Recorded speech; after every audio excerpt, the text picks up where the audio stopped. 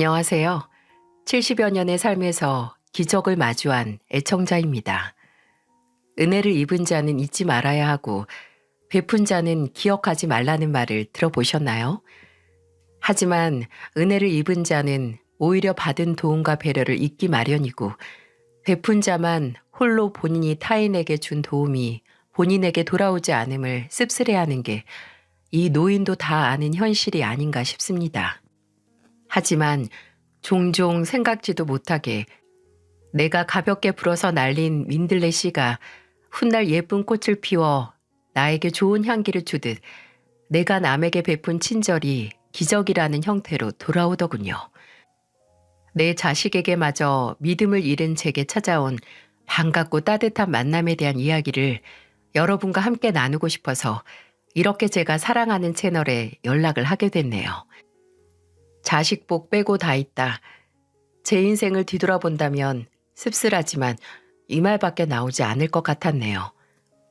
아버지는 초등학교 교장 선생님이셨고 어머니께서는 중학교 교사셨습니다. 두 분의 영향으로 저는 초등학교 교사로 일하다 남편과 결혼 후 새 아이를 낳고 빠른 은퇴를 했죠. 남편은 저를 만나던 당시 본인만의 사업을 시작한 터라 가난했기에 저희 부모님께서 외동딸 시집 보내기 못 믿어 하셨지만 남편은 저와의 결혼 생활 동안 그 걱정을 모두 청산할 수 있었어요. 사업은 승승장구했고 방 하나짜리 좁은 집에서 시작한 저희 부부의 신혼생활은 서울의 마당에 있는 단독주택으로 이사를 해서 새 아이와 단란하게 살 수 있었답니다. 그 편안한 행복이 쭉 갔으면 얼마나 좋았을까요? 왜 부모가 어린 자식을 보며 그냥 이대로만 더 이상 자라지 않았으면 좋겠다고 기도하는지, 그저 어렸을 때는 이것들 언제 다 사람 구실하게 키우나, 어서 자라서 부모 곁 떠나서 저들끼리 잘 사는 모습 보여주면 좋겠는데 라는 생각을 한 적이 있었습니다. 하지만 다 큰 자식들을 보고는 이럴 거면 차라리 기저귀도 못된 아기인 채로 남아줬으면 하는 절절한 마음뿐이네요. 첫째는 참 어려서부터 애가 소극적이고 조용했어요. 그래도 말은 잘 들어서 공부도 곧잘해서 명문대에 들어갈 정도였죠. 첫째 아들은 조건은 좋았지만 말 주변이 없는 건지 자신감이 부족한 건지 취업을 준비하던 시절 늘 미역국만 말아먹었고 목표로 했던 대기업은 가지 못했지만 그래도 이름 들으면 알아줄 만한 회사에 들어갔어요. 저나 남편은 그것만으로도 참 성공한 인생이라고 생각을 했습니다. 좋은 가족이 있고 제 몸 하나 건사할 수 있는 직업까지 얻었으니 뭘 더 바라겠어요.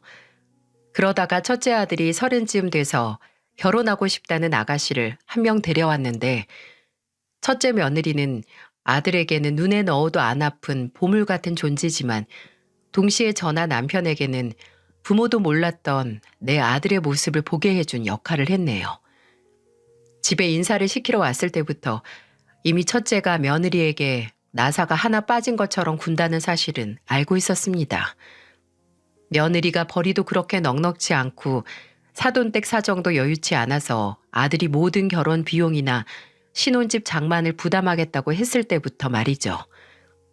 뭐 저희 집이 없는 집도 아니고 누가 돈을 얼마 냈으면 뭐합니까? 그저 내 자식이 이 정도로 정성을 다할 제 짝을 찾았다는 생각에 좋기만 했어요.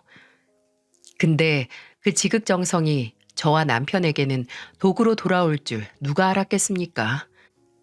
첫째가 손주가 태어나고 몇 년 지났을 때 제게 이런 말을 하는 겁니다.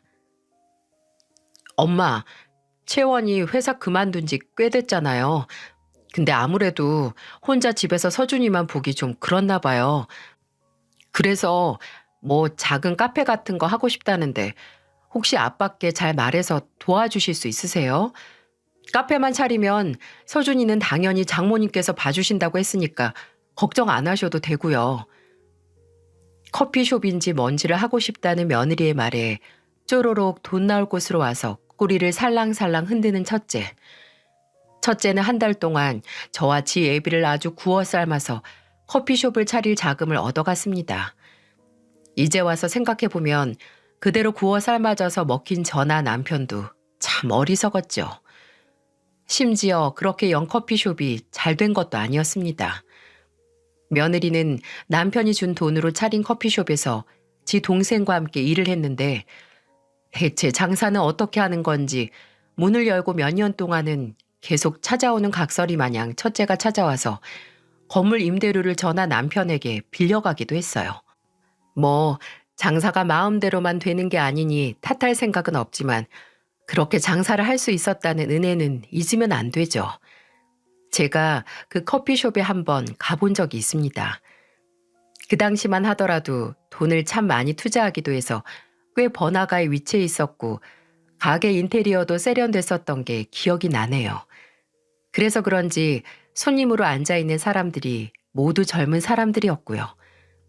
며느리가 파는 커피라도 한 잔 사서 먹고 오려고 들어갔는데 계산대 안에 있던 며느리가 저를 보고 처음 한 말이 뭔지 아시나요? 어? 어머님, 여긴 왜 오셨어요?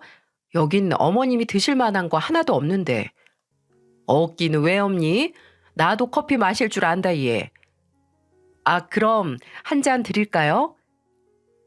저도 커피 한 잔이었지만 내 며느리 가게 매출 올려주려고 며느리가 그냥 준다고 해도 제 돈 내고 올 생각이었습니다.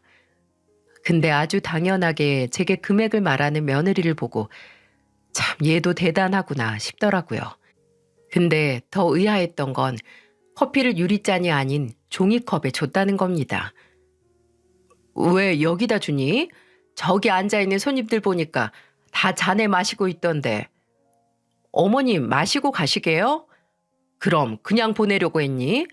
나는 네 가게 구경도 하고 너 일하는 거 좀 괜찮나 듣기도 하려고 했는데. 그럼 좋은데 어머님 저 바빠요. 오늘은 그냥 집에 가면서 드세요. 바쁘다고? 아니 저기 저렇게 빈자리가 많은데 뭐가 바빠? 어머님이 카페 일을 모르셔서 그러는데 원래 손님이라는 게 한 번에 몰리는 거라서 이러다가도 갑자기 바빠져요. 그리고 솔직히 말하면 이걸 어떻게 말해야 돼? 좀 나이 든 사람이 가게에 있으면 젊은 사람들이 안 들어오려고 한단 말이에요. 처음에는 제가 말을 잘못 들은 줄 알았습니다. 어떻게 사람이 이럴 수가 있죠? 이렇게 무례한 말을 가족에게 어려움 하나 없이 내뱉다니요. 저는 어처구니도 없고 화가 나서 제 앞에 커피가 든 종이컵을 손으로 탁 쳐서 엎어버렸어요. 그리고 다른 손님들이 들을 정도로 아주 뚜렷하게 크게 말했어요. 그 젊은 사람들만 와야 한다는 커피숍을 과연 누구 돈으로 열 수 있었는지 네가 기억은 하고 그딴 말을 하는 거니? 됐다. 너같이 생각 짧은 애가 뽑은 커피 입에 댈 생각도 없어. 어차피 꾸정물맛만 나겠지.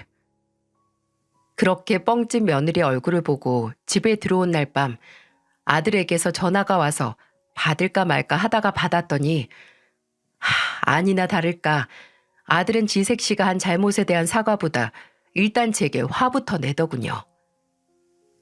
엄마, 채원이 가게 와서 행패 부리셨다면서요? 대체 왜 그러세요? 왜? 행패? 그게 그렇게 말하든? 진짜 행패가 뭔지 내가 찾아가서 보여줘? 너 그 가게에 들어간 네 아버지 돈 도로 내뱉으라고 하기 전에 입 다물어. 모지리 같은 거 같으니라고. 원래 애가 총명하진 않았어도 뭐가 옳고 그른 건 안다고 생각했는데 마누라 얻은 다음부터는 어째 모지리가 됐어. 내 자식이니 이런 말로 끝냈지. 남이었다면 정말 소송을 걸어서라도 이때까지 빌려준 돈 다 갚으라고 했었을 겁니다. 부모가 된다는 게 그저 자식에게 뭐가 우선이고 자식이라면 장기도 모두 내어줄 수 있다지만 그런 사랑이 오히려 첫째에게는 독이었나 봅니다. 그렇다고 둘째나 셋째는 뭐가 더 나았을까요? 윗물이 맑아야 아랫물이 맑은데 윗물이 탁하고 지저분하니 아랫물들도 줄줄줄 말썽이네요. 둘째는 어려서부터 늘 지 아버지처럼 사업을 하고 싶어 했습니다. 공부머리가 지 형만큼은 아니었지만 경제학과를 나와서 사업을 하겠다고 열정이 대단했죠. 남편은 아버지를 존경하는 마음으로 본인의 발자국을 걷는 둘째를 응원하기 위해 초기 사업 자금도 도와줬습니다. 근데 존경하는 마음은 넘쳤지만 운과 능력이 따라주지 않았는지 처음 시작했던 투자 회사는 영 빛을 보지 못했네요. 그런 둘째가 비빌 구석이라고는 저와 남편밖에 없었고, 저도 남편도 자식이 어떻게든 지 사업을 하겠다고 아등바등하는 둘째의 부탁을 들어줬고 힘이 되는 데까지 도와줬습니다. 매일 일이 안 풀려서 힘들다, 지 안에 볼 면목이 없다, 우는 소리만 하던 놈이 어느 날 갑자기 지 자식 해외 유학 보냈다는 소식을 전해오기까지 말이죠. 심지어 소식을 먼저 전한 것도 아니었네요. 그해 초등학생이던 손주는 어느 날부터 제 집에 찾아오지도 연락도 안 되기 시작했어요. 둘째 아들은 자식들 중에 가장 먼저 결혼을 하기도 했고 속도 위반으로 애를 낳아서 저와 남편에게 제일 먼저 손주를 안겨줬기에 저나 남편이나 첫 손주에 대한 애착이 좀 있었거든요. 예, 준우는 좀 있으면 중학교 들어간다고 공부하느라 할머니 할아버지 집도 안 오는 거니? 아무리 그래도 쉬엄쉬엄 해야 애가 안 지치지. 아, 걱정 마세요. 그냥 요새 공부하느라 체력이 좀 딸려서 집에서 쉬라고 했어요. 둘째와 며느리가 이렇게 말하니 저나 남편은 철석같이 믿고 있었죠. 그렇게 몇 달 후에 저는 둘째 며느리의 어머니, 그러니까 제 사부인과 통화를 하다가 알게 됐어요. 손주가 조기 유학을 갔다는 걸 말입니다. 골이 띵 하고 울리더군요. 매일 돈이 없다, 사업이 힘들다 하던 놈이 지 아들 유학까지 보내고 심지어 보내기 전에 저나 남편에게 알리지도 않고 손주 인사도 안 시키고 그냥 야반도주 아들 보내버린 다음에 뻔뻔하게 계속 거짓말을 했다니. 사실을 안 저도 화가 나고 배신감을 느꼈지만 남편이 정말 불같이 화를 냈습니다. 남편은 둘째를 집에 불러다가 뺨을 사정없이 날리며 말했어요. 네가 얼마나 나나 네 엄마를 무시하면 네 자식 유학 보냈다는 소리도 없이 계속 한국에 있는 척 연기를 해. 내가 준우 유학 갔다고 하면 유학 보낼 돈 있으니까 이제 힘들다고 해도 돈 안 줘야겠다. 이럴까 봐 숨겼냐? 네가 내 자식이면 처음으로 생긴 첫 손주 공부하러 외국 나간다. 인사시킬 염치나 상식이 있어야지. 너 앞으로 자식이라고 부모한테 손 벌릴 생각하지 마라. 너 나나 네 엄마 부모로 생각 안 하는 놈이야. 둘째는 손이 발이 되게 빌고 무릎을 꿇고 남편 바지가랑이에 매달려 용서를 빌었지만 남편은 단호했습니다. 그 후로도 둘째는 제발 용서해달라, 도와달라 찾아오고 연락도 했지만 저나 남편은 쳐다도 보지 않았어요. 그리고 셋째, 하나뿐인 딸은 저나 남편에게 가장 아픈 손가락 중 하나일 겁니다. 순하고 착한 딸은 그야말로 남자 하나 잘못 만나서 신세 망쳐서 부모 가슴에 대못을 박았으니까요. 대학 나와서 취직해서 자리 잡을 때까지 주변에 친한 남자 한 명 없던 딸은 어느 날 딱 봐도 건달 같은 놈을 집에 데려오더니 대뜸 신호 위반으로 애가 들어서서 결혼을 하겠다고 하더군요. 그렇게 생긴 하나 있는 사위는 술집을 한다고 했고요. 근데 이것도 다 거짓말이었습니다. 술집을 운영하는 게 아니라 흔히 기도라고들 하죠. 술집 영업장 관리를 하는 일을 하던 거였네요. 차라리 이뿐이라면 눈 한번 질끈 감고 넘어갈 수 있습니다. 딸이 급하게 돈이 필요하다고 저와 남편을 찾아왔는데 글쎄 그 돈이 사위가 폭력 시비에 휘말렸다고 합의금이 필요하다고 왔던 거였어요.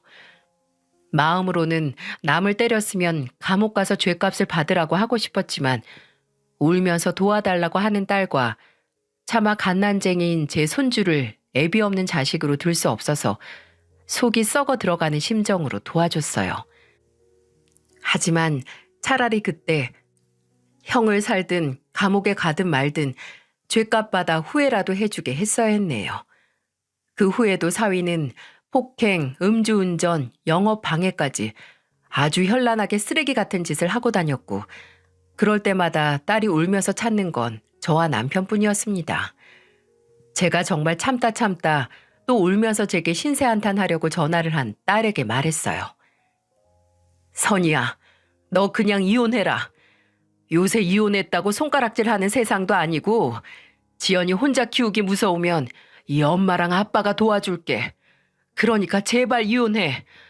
매일같이 속 뒤집어지는 일만 키우는 놈 뭐가 좋아서 그냥 사니?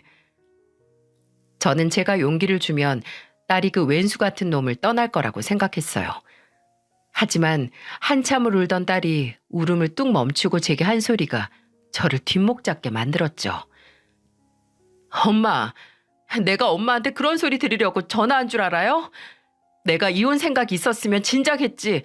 왜 엄마한테 전화해서 이러겠냐고요.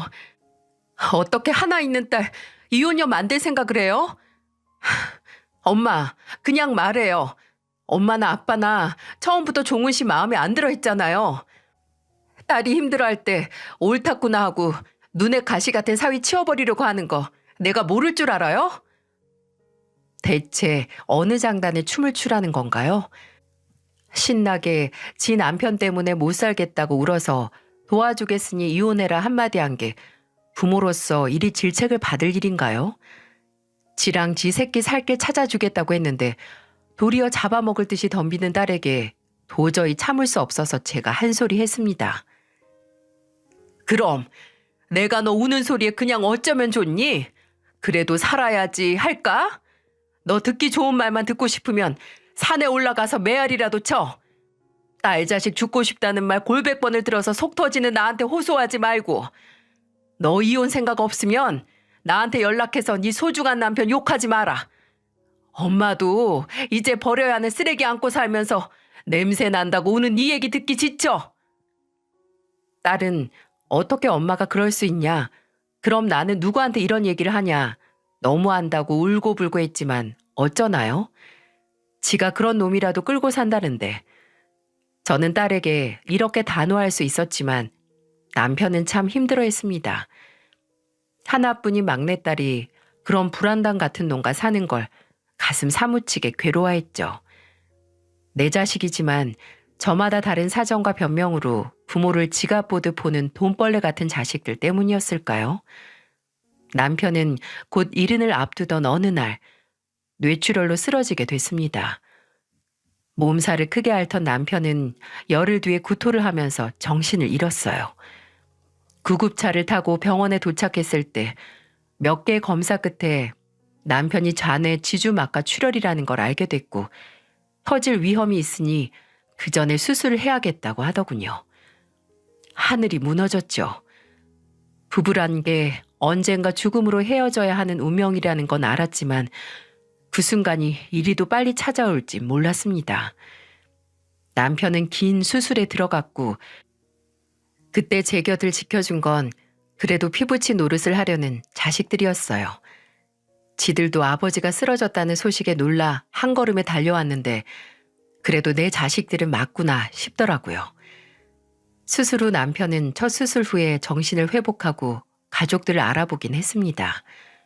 하지만 그 안도도 찰나의 것이었죠.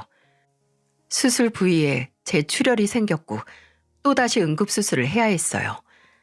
한시도 안심할 수 없는 그 순간에 첫째가 그러더군요. 엄마, 이런 말씀드리기 조심스럽지만 아버지 정말 가망이 없어 보여요. 조금이라도 희망이 있을 때 아빠 유산 정리하고 집도 처분한 다음에 그냥 저랑 같이 살아요. 제가 아빠가 떠나신 후에 어떻게 엄마 혼자 사시게 내버려 둘 수가 있겠어요. 처음에는 이놈이 아버지 재산을 노리고 수작을 하는구나 했습니다. 하지만 재산이라고 해봤자 집과 아주 소액의 노후자금 뿐이었어요. 이미 일평생 일군 재산은 삼남매가 하이에나처럼 다 뜯어갔기에 풍족했던 살림이 그냥저냥 어떻게든 먹고 살 수 있는 정도로 쪼그라들었으니까요. 제가 이 사실을 말하니 첫째는 의외의 얘기를 하더라고요. 제가 이 순간까지 돈에 눈이 뒤집힌 후레자식인 줄 아세요? 그냥 엄마가 아빠 떠나신 후 힘들 때 정리하느니 차라리 지금 좀 담담하게 먼저 정리하시는 게 심적으로 괜찮지 않을까 해서 한 말이에요. 이놈이 좀 철이 들었나 싶으신가요? 아마 다른 사람들이 보기에는 그래도 꿍꿍이 속이 있구나 할 수도 있을지 모릅니다. 하지만 정신을 차리지 못하는 남편이 병상에 누워있는 그 순간 그나마 제가 기댈 수 있는 사람은 자식이라는 생각에 제 마음이 약해졌네요. 남편은 끝내 짧은 투병 생활 중 숨을 거뒀고 정말 혼자 남은 제게 남은 가족은 아들 둘과 딸뿐이게 되어버렸습니다. 그래도 아직 자식들 집에 얹혀 살고 싶지 않아서 첫째의 제안도 거절을 했어요. 근데 며칠 후 정신을 차렸나 싶던 첫째가 저를 찾아와 이렇게 말하더군요. 지금 이 시기에 엄마한테 이런 부탁드리는 게 자식으로서 얼마나 염치 없는 일이라는 걸 알지만 정말 제가 도움 청할 수 있는 게 엄마밖에 없어요. 장모님께서 이번에 갯돈 때문에 문제가 생겨서 동네 아줌마들한테 단체로 고소를 당하기 직전이에요. 무슨 갯돈을 여기저기서 돌려막기를 하신 건지 액수도 꽤 커서 엄마, 아버지 재산 얼마 남지 않을 거 아는데 이 집이라도 어떻게 담보대출 받아서 저희 좀 도와주시면 안 될까요? 애엄마가 매일 지 엄마 때문에 죽고 싶다고 어떻게 해야 할지 모르겠다고 밤낮으로 울어서 미치겠어요. 이뿐만 아니라 둘째도 그렇고 셋째도 마치 짠 듯이 제게 찾아와 무슨 문제가 있다며 제발 도와달라고 하는 겁니다. 둘째는 지 회사 고객하고 문제가 생겼다고 투자금을 돌려달라고 한다고 회사에 와서 난리를 쳤다고 하고 셋째는 이제 와서 이혼하겠다고 도와달라고 하고 아마 남편이 옆에 있었던 시절에 저였다면 택도 없다고 했을 테지만 남편이 떠나고 약해질 대로 약해지고 남은 건 자식들 뿐이라는 생각에 차마 애들의 부탁을 거절할 수 없었어요. 제가 정말 미쳤었죠. 하나 남은 집을 담보로 대출을 받아서 첫째에게 일정 부분을 빌려주고 나머지는 둘째와 셋째에게 빌려줬습니다. 솔직히 생각해보면 그때까지만 해도 저는 첫째가 저를 모시고 살겠다는 말을 믿었기에 그런 결정을 할 수 있었던 것 같아요. 만약 일이 잘못돼도 장남이 나를 책임져 주겠지 하는 안일한 생각으로 말이죠. 결과는 어땠을까요? 꼭 갖겠다고 하던 자식들은 제 연락을 피하기 시작했고 끝내 장기간 연체로 인해 저당 잡힌 집은 은행의 경매로 넘어가고 말았어요. 끝까지 믿었던 자식들로 인해 저는 먼저 간 남편이 남겨준 집을 잃고 만 겁니다. 심지어 이혼하겠다고 변호사 구하겠다고 돈 가져간 딸은 이혼도 안 했습니다. 저는 끝내 계속해서 연락을 피하고 집 문도 안 열어주던 첫째를 찾아가서 힘들게 얼굴을 마주하게 됐고 그렇게 마주한 첫째는 저를 보자마자 이딴 소리를 해서 간당간당 버텨오던 저를 무너지게 만들었네요. 아무리 그래도 지금 같이 사는 건 어려워요. 남는 방도 없고 그렇다고 엄마를 거실에서 지내게 할 수는 없잖아요. 일단 있는 돈으로 원룸이라도 구하든 하세요. 상황 봐서 꼭. 원룸? 너는 돌아가신 네 아버지가 남겨준 그 집을 날려놓고 나한테 알아서 방 구해서 살라는 말이 나오니? 네가 내 속에서 나온 자식 맞아? 그렇게 지가 책임지겠다, 모셔가서 살겠다던 놈이 이제 와서 알아서 살라고? 이 쓰레기 같은 놈. 됐다. 차라리 이렇게 알거지 된 김에 너나 네 동생들 같은 돈벌레 치우게 됐으니 속이 다 시원하다. 아이, 엄마가 무슨 알거지예요. 아빠가 벌어놓은 돈이 얼만데. 그래, 그 돈이 얼만데 40 넘은 자식들이 다 빼먹어가서 그것도 동났어. 쌀통에 든 쌀벌레들처럼 네 부모 통장에 든 돈벌레들 때문에 바닥났다고. 네 동생들이나 너나 엄마 빈털털이 된 김에 이제 빼먹을 것도 없으니까 연락하지 마라. 내가 전 재산 어디 기부했다 치고 원수 같은 너희들 남은 내 인생에서 청산했다고 칠 테니까 연락하지 말어.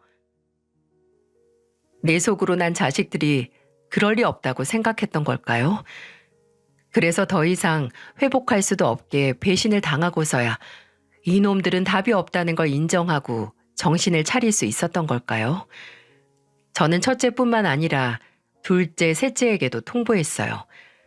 이제 남은 게 없으니 다들 알아서 살고 연락도 하지 말라고요. 너희에게 털릴 대로 털렸으니 양심이 있으면 니들 애미가 편하게 살 수 있게 놓아달라고 말이죠. 그리고 제게 남은 돈으로 방 하나짜리 집을 월세로 얻어서 이사를 갔습니다.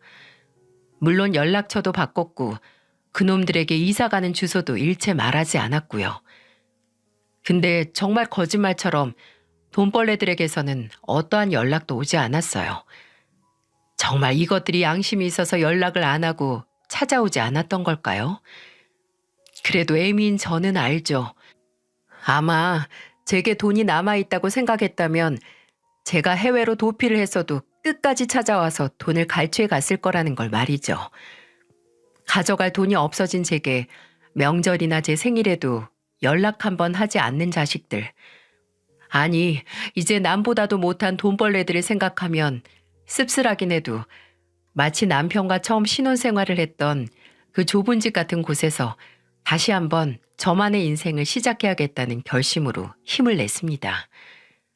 집은 구했어도 곧 70인 나이에 몇십 년을 쉬던 돈벌이를 해야 했기에 초조하면서도 다시 젊어졌다는 기분으로 구직 활동을 시작했어요. 그 결과 기업이 많은 번화가 24시간 국밥집 야간조로 일을 할 수 있었네요. 아, 그러고 보니 제가 일을 시작하고 얼마 안 있어서 모르는 번호로 한 통의 전화를 받았는데 그게 다름 아닌 둘째 며느리의 전화였습니다.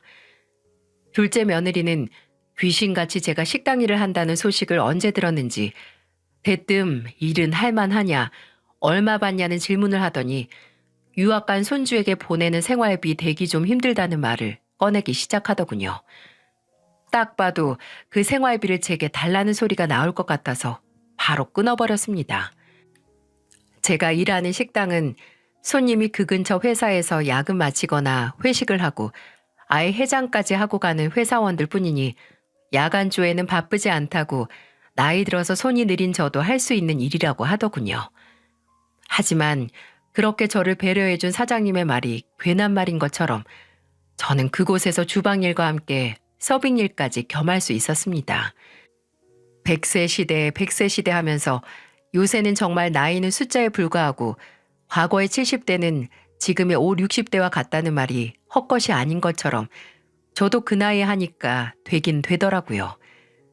그저 그때 제게 주어진 기회와 다시 일하는 인간으로서 내 한 몸 책임질 수 있다는 생각에 그저 감사했습니다. 그렇게 매 순간순간에 감사하며 제 상황을 겸허히 받아들여서 하늘이 감동을 한 걸까요? 아니면 정말 제가 오래전에 던지고 던진 것도 잊고 있었던 부메랑이 되돌아온 걸까요? 어느 날 제가 일하는 식당에 기적이 찾아왔어요. 여느 때와 같이 새벽인 시간에 한산한 식당에서 일을 하고 있었습니다. 낮에 쓸 음식 재료 손질을 하고 나가서 손님들이 먹고 간 상을 치우고 있었는데 한 청년이 저를 힐끗 보는 게 느껴지더라고요. 근데 그게 한두 번이 아니어서 놀라지도 않았어요. 그 청년은 종종 제가 일하는 시간에 식당에 와서 밥을 먹고 갔었어요. 그 근처에 대기업이 하나 있는데 거기 사원증을 가지고 있던 걸 봐서 거기 다니는 회사원이라고 생각을 했죠. 나이는 한 30 초중반 정도 되었을까? 참 멀끔하게 생기고 예의도 발라서 대기업에 다니는데 저렇게 인성도 바르니 부모님께서 참 좋아하시겠다는 생각을 했었던 기억이 있어요. 근데 제가 그 청년을 기억하는 건 단순히 그런 것뿐만이 아니었네요. 어째 올 때마다 저와 눈이 많이 마주쳤어요. 처음에는 뭔가 필요한 게 있어서 그런가 싶어서 가면 청년은 아닙니다. 라고 어색하게 웃어 보였죠. 나중에는 어차피 눈이 마주쳐도 가봤자 아니라고 할 게 뻔하니 그러려니 했는데 궁금하긴 하더라고요. 아마 고향이 서울이 아닌데 고향에 계신 어머니가 나랑 닮아서 빤히 보나 보다 라고 저 혼자 그럴싸한 추측도 했습니다. 근데 이게 웬걸? 그 추측이 얼추 들어맞긴 했기에 큰 충격을 받을 줄 누가 알았겠어요. 그날도 또 저와 눈이 마주친 청년에게 그냥 빙그레 웃어 보이곤 제 할 일 하고 있는데 주방에서 같이 일하는 아줌마 하나가 저를 순영 여사라고 장난스럽게 부르는 게 들렸습니다. 일하는 직원들끼리 출출하면 야식같이 음식을 만들어 먹는데 그날은 뭘 먹고 싶냐고 묻기 위해 부른 거였어요. 간단하게 육수에 소면이나 말아 먹자라고 말을 한 뒤 다시 식탁 서랍에 깨끗한 수저들을 채우고 있는데 누가 제 어깨를 툭툭 건드리기에 뒤로 확 돌아봤습니다. 제 어깨를 두들긴 건 다름 아닌 대기업에 다니는 그 청년이었고 청년은 아주 심각한 얼굴로 제게 말했습니다. 저 실례지만 혹시 조남이 김순영 씨 되시나요? 아, 네, 맞는데 왜 날 아시나요? 순간적으로 그렇게 식당에 올 때마다 나를 흘긋거리는 청년이 어찌 내 이름 석자를 알고 있을까 하고 어안이 벙벙했어요. 뭐 아까 같이 일하는 아줌마가 내 이름을 불렀기로써니 성까지 알고 있다는 게 의아했죠. 근데 충격적인 건 이것뿐만이 아니라 제가 고개를 갸웃거리며 맞다고 하자 힘이 툭 하고 빠진 것처럼 주저앉아서 오열을 하기 시작한 청년의 모습이었습니다. 저도 그렇고 그때 식당에 있던 손님 2명과 청년의 곡소리를 듣고 달려나온 주방 직원들까지 단체로 이게 무슨 일인가 했죠. 저는 허겁지겁 아무것도 모르고 일단 그 청년을 달래기 시작했어요. 아이고, 총각, 왜 그래? 일단 일어나봐. 나를 어떻게 알고, 아니 이렇게 다짜고짜 울어, 어? 아주머니, 정말 저 기억 안 나세요? 저 명호예요, 명호. 아주버님 집 새방에 살던 새댁 아들 명호요. 그 말을 듣고 청년뿐만 아니라 저 또한 다리가 훅 풀려서 주저앉았어요. 어, 맞네. 맞아, 명호. 아유, 크더니 엄마 얼굴 그대로 닮았네. 언제 이렇게 컸어, 어? 어찌 잊을 수 있을까요? 만일 누군가 예전에 헤어졌던 그리운 사람을 만날 수 있게 해준다고 하면 망설임 없이 이 청년과 이 청년의 어머니를 말했을 텐데 말이죠. 어디서부터 이야기를 해야 할까? 저와 남편이 살던 주택이 단독주택이긴 해도 본체 옆에 좀 큰 창고방이 하나 있었어요. 말이 창고지 전기도 들어오고 화장실이나 주방을 만들기만 하면 새방 줄 수 있을 정도의 방이었어요. 그래서 남편과 저는 좀 무리를 해서 거기에 싱크대를 설치하고 입구 쪽에 화장실을 터서 어느 초등학생 아들을 둔 젊은 부부에게 세를 줬었습니다. 그리고 바로 그 초등학생 아들이 지금 제 눈앞에서 마치 어린 시절로 돌아간 것처럼 눈물을 흘리는 이 청년이었고요. 그냥 집주인과 세입자의 관계였다면 이렇게 만나자마자 서로 눈물을 쏟진 않았겠죠. 그 집 세댁과는 참 가슴 아프고 씁쓸한 일로 기억에 남았던 관계이기도 했고 그랬기에 더 애틋하기도 했네요.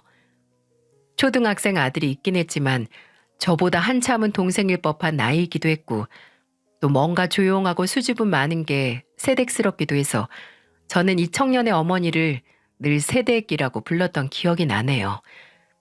근데 세댁은 참 착하고 조용했지만 그 남편이라는 사람이 손버릇이 참 안 좋았습니다. 처음 그 부부가 집에 들어와 살다가 한 나흘 정도 지났을까요?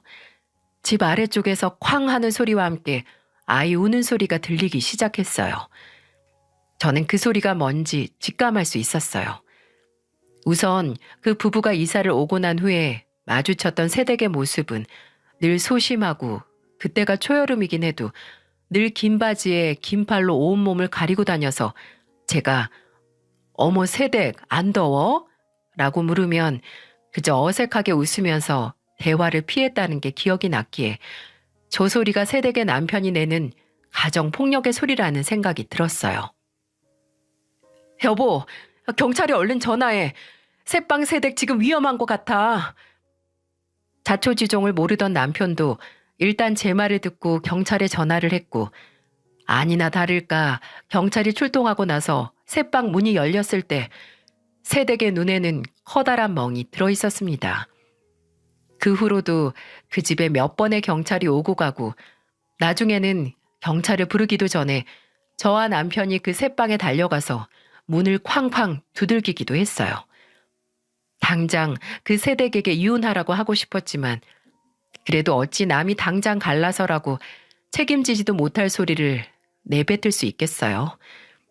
근데 하루는 늦은 밤에 현관문을 쾅쾅 두들기는 소리가 나서 남편이 나갔더니 글쎄 새댁이 입술에 피가 맺힌 채로 어린 아들을 안고 왔던 거였어요. 그 사람이 이제 저 말고 애한테도 손을 대려고 해요. 술 먹고 저 때리다가 그거 보고 말리려는 아들한테 손을 들려고 해서 도망왔어요. 아주머니, 저 좀 살려주세요. 그때 저와 남편은 결심했습니다. 이 두 모자를 평생 책임지겠다는 각오로 사람 목숨을 살려야겠다고 말이죠. 저는 새댁에게 경제적인 문제만 없다면 이혼을 할 생각이 있는지 물었고, 새댁은 아무리 두려웠어도 아들을 위해서 그래야만 할 것 같다고 했습니다. 저와 남편은 새댁을 도와서 그 가정폭력범을 상대로 이혼 소송을 진행했고, 그 인간 알고 보니 바람도 피우고 있었더라고요. 심지어 이혼 후에 그 바람난 상대와 살림까지 차렸고요. 새댁은 차라리 상대가 있어서 본인과의 이혼을 미련 없이 할 수 있었다고 다행이라고 하던 게 기억이 나네요. 그 후에 저와 남편은 결심한 대로 새댁에게 아낌없는 후원을 했습니다.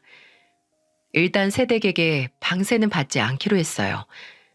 새댁은 그럴 수 없다고 무슨 일을 해서든 돈을 벌어서 방세를 내겠다고 했지만 저와 남편은 돈을 벌어서 남는다고 해도 그건 하나 있는 아들을 위해 저축을 하든 뭐라도 더 사입히던 먹이던 하라고 했어요. 저와 남편은 새댁에게 격리학원이라도 보내서 남편 회사에 사무 보조로 취직을 시키고 싶었지만 새댁은 가방끈 짧은 본인이 처지 때문에 분에 넘치는 일을 맡을 수는 없다고 일자리 문제는 어떻게 해서든 본인이 해결을 하겠다고 했습니다. 그렇게 말했던 새댁은 금방 가사 도우미 일을 구했고 아들과의 새 출발을 위해 노력을 했죠. 그때 제 자식들은 모두 고등학생, 중학생이었던 터라 애들이 학교 가고 나면 집에 저밖에 없었기에 초등학생이었던 청년이 학교 갔다 돌아오면 혼자 집에 있지 말고 저희 집에 와 있으라고 했어요. 그럼 저는 그 애가 숙제하는 걸 옆에서 봐주고 간식도 챙겨주고 새댁이 일이 늦게 끝나는 날이면 아예 저녁까지 해서 집으로 보내기도 했죠. 그만큼 어린 청년은 제 말동무가 되어주기도 했습니다. 또 하루 종일 일을 하는 새댁을 위해 저희 가족들 먹을 반찬 할 때 재료를 더 넣어서 새댁과 어린 청년이 먹을 반찬도 한 보따리 싸서 냉장고에 넣어주는 게 그 당시 제 낙이기도 했네요. 이제는 어제 제가 무슨 반찬으로 밥을 먹었는지 가물가물한 나이가 됐지만 그 당시 새댁이 일을 시작하고 처음 제 생일이 됐을 때 얼마 되지 않는 월급에서 아끼고 아껴서 제게 선물로 꽃분홍색 립스틱과 손수건을 준비해서 수줍게 내밀었던 것과 어린 청년이 써준 편지는 아직도 생생하게 기억이 납니다. 그렇게 정말 가족처럼 제 동생처럼 지냈던 새댁이 떠난 건 그리 멀지 않은 어느 가을날이었네요. 주말 아침 현관문을 두들기는 소리에 나가보니 어린 청년이 눈물 콧물을 흘리면서 서 있더군요. 제가 놀라서 왜 그러냐고 물으니까 청년은 다 새는 발음으로 말했어요. 아줌마, 엄마가 숨을 안 쉬어요. 엄마가 일어나질 않아요. 어린아이의 말에 제 심장이 덜컥 내려앉았습니다. 저는 일단 집에서 구급차를 부른 뒤 얼른 새방으로 넘어갔어요. 어린 청년의 말처럼 새댁은 마치 자는 것처럼 곤히 누워서 눈도 뜨지도 않고 숨도 쉬지 않았습니다. 도착한 구급차에 실려서 병원에 갔을 때 이미 새댁의 심장은 소생이 불가능했고 의사의 말로는 의문사가 아닌 극단적인 선택이라고 하더군요. 충격이 이만저만이 아니었어요.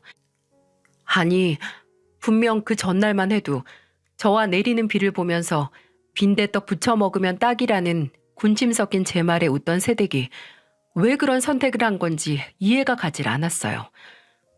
나중에 새댁의 장례식 전에 남편이 어린 청년에게 입힐 옷을 찾다가 그 방에서 새댁의 유서를 발견하기 전까지 말이죠. 그곳에는 죽을 둥 살 둥 살고 있지만 아들과 함께 앞으로 살아갈 날들이 너무 버겁고 두렵다는 말이 써져 있었고, 도움을 줬지만 끝내 이런 선택을 하고야만 자신을 저와 남편이 용서해 주길 바란다고 용서를 비는 내용과, 또 먼저 떠난 엄마가 너무 미안하다는 어린 청년에게 보내는 말이 있었습니다. 아무리 앞에서 웃고 괜찮다고 했어도 속은 불확실한 미래에 대한 초조함으로 타들어갔던 거죠. 아무리 그래도 어린 자식을 두고 간 새댁이 야속하기도 했지만 그 속을 먼저 알아주지 못했다는 죄책감으로 가슴이 꽉 조여오는 것만 같았네요. 일단 새댁의 장례식을 위해 새방에 있던 수첩에서 새댁 친정 번호를 찾을 수 있었고, 딸이 이혼 후 극단적인 선택을 했다는 소식을 듣고 부산에서 새댁의 친정 어머니가 오셨습니다.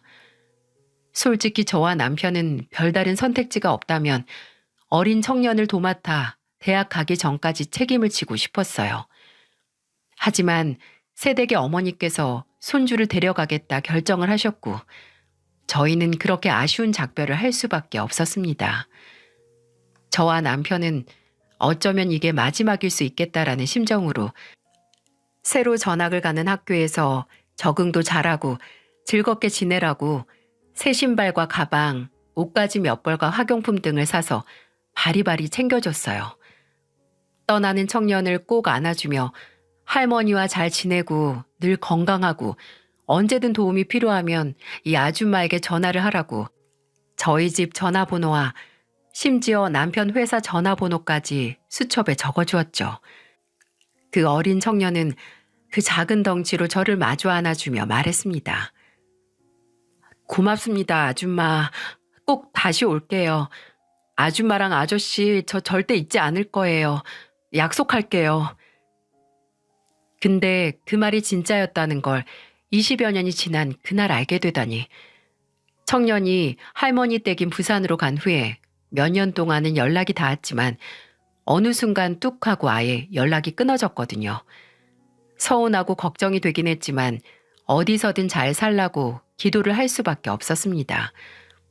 그래서 더욱 이 기적과 같은 순간을 그냥 보낼 수 없어서 저와 다 큰 청년은 식당 구석진 자리에 앉아서 소주 한 병을 사이에 두고 지금까지 하고 싶었지만 할 방법이 없었던 이야기를 하기 시작했어요. 사실 부산 가고 2년 후에 할머니께서 돌아가셨거든요. 근데 저를 맡아주겠다는 친척들이 하나도 없어서 그냥 가까운 보육원으로 갔죠. 보육원에 갔어도 전환할 수 있긴 했는데 아주머니랑 아저씨 목소리 들으면 당장 저 좀 데려가 달라는 말이 나올 것 같아서 차마 할 수가 없었어요. 그래도 금방 저 후원해 주겠다는 후원자도 나타나서 학교도 잘 다녔고 좋은 대학도 나와서 이렇게 이름난 기업에 취직도 할 수 있었어요. 얼마 전엔 결혼도 했고요. 근데 저 살기 바쁘다고 아주머니나 아저씨 찾아뵙지도 않고 정말 죄송해요. 두 분께 부모님과 같은 은혜를 입었는데 그 은혜도 잊고 산 절 용서해 주세요. 아니 용서가 무슨 말이야. 이렇게 기특하게 잘 사는 거 보여준 것만으로도 기쁜데 그런 생각하지 말어. 부모 마음 다 똑같아. 연락을 안 해도 어디서 지가 알아서 잘 살기만 해도 배부른 거야. 저와 청년은 두 손을 꼭 잡고 정말 모자 사이처럼 애틋하게 살아온 이야기를 했습니다. 저는 아저씨는 건강하냐는 청년의 물음에 어쩔 수 없이 남편의 부고를 전했고, 청년은 힘들게 멈췄던 눈물을 다시 쏟아냈어요. 그러다가 청년이 가만히 추억을 회상하면서 이런 말을 해서 저를 당혹스럽게 했죠. 아, 예전에 저랑 어머니 살던 그 새방에 다시 한번 가보고 싶어요. 아직 거기 살고 계시죠? 아, 남편이 먼저 세상을 떠났다는 소식보다도 그 당시 제 처지에 대해 말하는 게 더 힘들더라고요. 어떻게든 변함없이 잘 살고 있는 모습을 보여줘야 하는데 오랜만에 만난 사이에 거짓말을 할 수도 없으니 최대한 담담하게 그동안 제가 겪은 일을 짧게나마 청년에게 설명했어요. 아까까지만 해도 남편의 소식을 듣고 울던 청년이 제가 하는 얘기를 들으면서 점점 얼굴이 새빨개지더군요. 그렇죠. 남이 듣기에도 이렇게 화가 나는 일을 직접 당한 저는 오죽했을까요? 그래도 이미 지났고 그런 자식놈들 키운 제게도 일말의 책임이 있기에 분노로 부들부들 떠는 청년의 손등을 툭툭 두들기면서 저는 괜찮다고 하며 설명을 마쳤죠. 안 그래도 아주머니가 이런 시간에 식당에서 일하시는 거 보고 이상하게 생각하긴 했는데 혼자서 힘들어서 어떻게 버티셨어요? 아니, 잘하셨어요. 그런 것들은 자식도 아니고 정말 인간 새끼들도 아니에요. 아주머니, 그 자식놈들 때문에 뚫린 빈자리 이제 제가 채워드릴게요. 아이고, 됐어. 말이라도 정말 고맙네. 저 빈말 아니에요. 어떻게 이제야 찾아뵌 죄책감 덜 수 있을까 생각했는데 아마 지금 아주머니 앞에 제가 이렇게 나타난 건 우연이 아니라 필연인가 봐요. 제가 이제부터 아주머니의 가족이 될게요. 그러니까 행여나 힘들고 외로워졌을 때 그 인간을 찾지 마시고 저한테 오세요. 네? 저는 그저 웃으면서 고맙다고 든든하다고 말했습니다. 그 후로 뱉었던 말을 지킬 것 같이 청년은 저를 찾아왔어요. 심지어 결혼한 아내도 함께 와서 종종 셋이 식사를 하기도 했네요. 청년은 아내에게 저를 소개하며 우리 어머니 같은 분이야. 아주머니 안 계셨으면 나 이 자리에 안 있었어. 라고 해서 그동안 얼굴 못 봐서 서운했던 감정을 깔끔히 녹여주었습니다. 저는 이렇게 간간히 얼굴 보고 밥 먹고 하는 것만으로도 만족이었어요. 근데 아무래도 청년은 아니었나 보네요. 어느 날 제가 식당을 쉬는 날 저를 찾아오더니 함께 갈 곳이 있다고 저를 데리고 가는 게 아니겠어요? 도착한 곳은 청년이 사는 동네에서 멀지 않은 곳에 있는 아주 깔끔해 보이는 아파트였죠. 제가 여긴 누구네 집이냐고 물으니 청년이 바로 이해할 수 없는 소리를 했습니다. 아주머니가 마음에 들어 하시면 아주머니가 살게 될 곳이죠. 어? 명훈아, 그게 무슨 소리니? 지금 월세로 살고 있는 곳 정리하고 제가 알아본 두어 곳 있거든요. 오늘 거기 둘러보시고 마음에 드시는 곳으로 계약해요. 제가 당장 집은 못 사드려도 전세 정도는 해드릴 수 있어요. 기함을 할 노릇이었죠. 아무리 소중하게 다시 만난 인연이라고 해도 전셋집을 얻어준다니. 저는 제 눈에는 아직까지 헤어졌을 당시 그 어린 모습으로밖에 보이지 않는 청년에게 그만한 도움을 받을 수 없어서 거절을 했어요. 근데 그때 빨리 그 아파트 앞을 떠나고 싶어 발을 동동 구르는 제 어깨를 잡은 청년은 가만히 눈을 맞춰오더니 이런 말을 하더군요.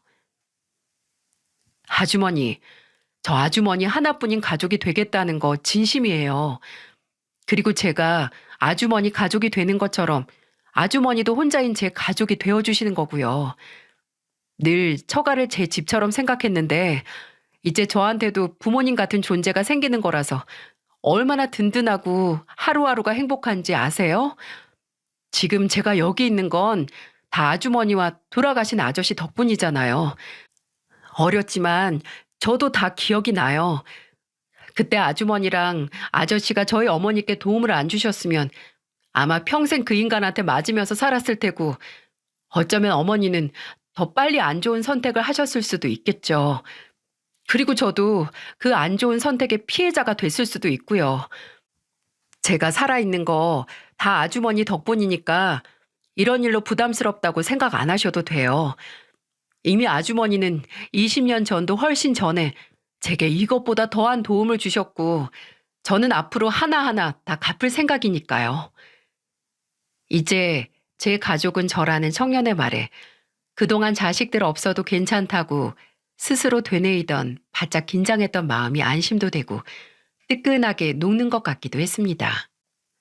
내 몸과 마음을 갈아서 키운 자식들은 끝내 제게 배신과 실망감만 안겨줬는데 까맣게 잊고 산 청년은 이제 저를 책임지겠다고 나서는 모습을 보니 천륜이라는 것에 대한 부질없음과 또 인연이라는 것에 대한 위대함을 새삼 느낄 수 있었네요.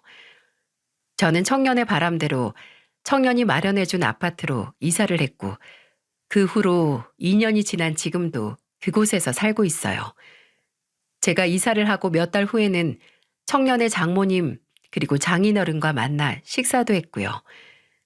청년이 처가 식구들에게 본인에게 부모님 같은 사람을 소개시켜 주고 싶다고 만든 자리였습니다. 지금도 청년은 일주일에 꼭 한 번씩은 절 찾아와 함께 식사를 하고 있고 당연하게 명절은 아내와 작년에 태어난 예쁜 딸까지 데리고 와서 시간을 보냈어요. 그리고 얼마 전 거의 3년을 생사도 모르고 살던 첫째에게서 연락이 왔었어요. 지 애미보다도 지극정성이던 아내와 처가에 무슨 이유인지 모르겠지만 이혼당해서 버림받았다고 너무 힘들어서 제 생각이 났다고 하면서 전화를 했더군요. 이제 와서 하나뿐인 모자 행세하자는 어처구니 없는 말에 그저 나는 너랑 연락 끊고 나서도 네 생각 안 났고 앞으로도 안 할 거다 라고 하고 전화를 끊었습니다. 어떻게 연락을 막는 방법을 몰라서 명호에게 말했더니 제 휴대폰을 가져가더니 알아서 막아주더군요. 앞으로도 제게 자식 같은 가족 같은 존재는 명호와 명호의 가족들 뿐일 겁니다. 은혜와 의리를 베풀어라. 인생 어느 곳에서든지 서로 만나지 않겠는가라는 말처럼 앞으로 내 행동 하나하나가 어떤 모습으로 내게 다시 되돌아올지 예상할 수 없는 게 인생이 아닌가 싶습니다. 평생 제 역할에 충실하고 거짓 없이 살았다고 자부했건만 자식들의 모습을 보며 그렇게 진실되게 살아온 날이 부질없다고 좌절했던 적이 있었습니다. 하지만 우연인지 필연인지 모를 재회로 인해서 다시 지금까지 살아온 제 인생에 대한 자부심을 찾은 것 같아서 그저 감사하기만 합니다. 그리고 그 자부심을 다시 한번 되새길 수 있는 자리를 마련해준 채널 관계자 여러분께도 감사의 말씀을 전하고 싶습니다. 제 이야기를 보내고 싶어도 글솜씨도 없고 컴퓨터는 켜지도 못하는 늙은이라서 용기가 안 났는데 그래도 한번 연락을 해보자 해서 명호의 도움으로 채널에 연락을 했을 때 제게 용기를 주고 전화까지 해서 제 사연을 정리해 주시고 많은 도움을 주셔서 감사합니다. 깊은 배려심을 느낄 수 있었네요. 늘 하고 싶은 말이 많은 사람들의 마음의 창이자 소통의 창이 되어주는 채널에 다시 한번 감사의 말씀을 드리면서 여러분들도 늘 건강하고 행복하셨으면 합니다.